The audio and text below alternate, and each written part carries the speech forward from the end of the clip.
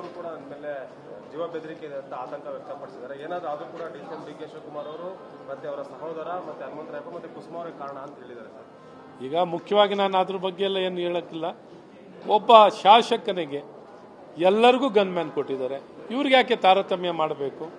ಇವ್ರಿಗೂ ಗನ್ಮ್ಯಾನ್ ಕೊಡಬೇಕು, ಸರ್ಕಾರ ಕೊಡಿ, ಅವ್ರಿಗೆ ಬೆದರಿಕೆ ಇದೆ ಅಂತ ಹೇಳಿದರೆ ಅವರಿಗೆ ಸುರಕ್ಷಿತವಾಗಿ ಇರೋಕ್ಕೆ ಸರ್ಕಾರ ಎಲ್ಲ ರೀತಿಯಾದಂಥ ಸಹಕಾರವನ್ನು ಕೊಟ್ಟು ಅವರಿಗೆ ಗನ್ಮ್ಯಾನ್ ಅನ್ನು ಕೊಡಿ ಅಂತ ಒತ್ತಾಯ.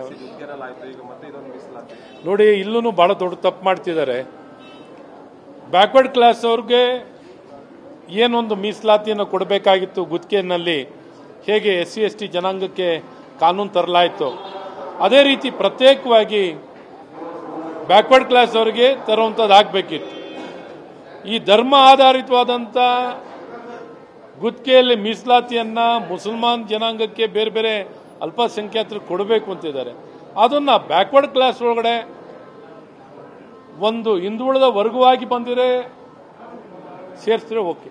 ಆದರೆ ಇವತ್ತು ಮುಸ್ಲಿಂ ಮೀಸಲಾತಿಯನ್ನ ಬ್ಯಾಕ್ವರ್ಡ್ ಕ್ಲಾಸ್ ಮೀಸಲಾತಿಯಲ್ಲಿ ಸೇರಿಸಿ ಇವತ್ತು ಕಾನೂನು ವಿರುದ್ಧವಾಗಿ ಇವತ್ತು ಸರ್ಕಾರ ಈ ಪ್ರಯತ್ನವನ್ನು ಮಾಡ್ತಿರೋದು ಹಿಂದುಳಿದ ವರ್ಗಕ್ಕೆ ಮಾಡ್ತಿರುವಂಥ ದೊಡ್ಡ ದ್ರೋಹ, ದೊಡ್ಡ ಅನ್ಯಾಯವನ್ನ ಇವತ್ತು ಕಾಂಗ್ರೆಸ್ ಸರ್ಕಾರ ಉದ್ದೇಶಪೂರ್ವಕವಾಗಿ ಮಾಡ್ತಿದೆ ಅನ್ನೋದನ್ನ ಬಹಳ ಸ್ಪಷ್ಟವಾಗಿ ಹೇಳಕ್ಕೆ ಇಷ್ಟಪಡ್ತೀನಿ.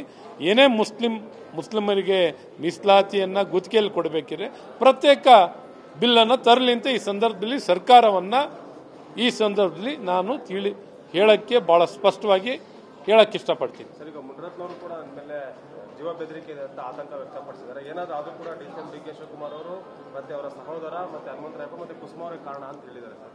ಈಗ ಮುಖ್ಯವಾಗಿ ನಾನು ಅದ್ರ ಬಗ್ಗೆ ಎಲ್ಲ ಏನು ಹೇಳಕ್ಕಿಲ್ಲ. ಒಬ್ಬ ಶಾಸಕನಿಗೆ ಎಲ್ಲರಿಗೂ ಗನ್ಮ್ಯಾನ್ ಕೊಟ್ಟಿದ್ದಾರೆ, ಇವ್ರಿಗೆ ಯಾಕೆ ತಾರತಮ್ಯ ಮಾಡಬೇಕು?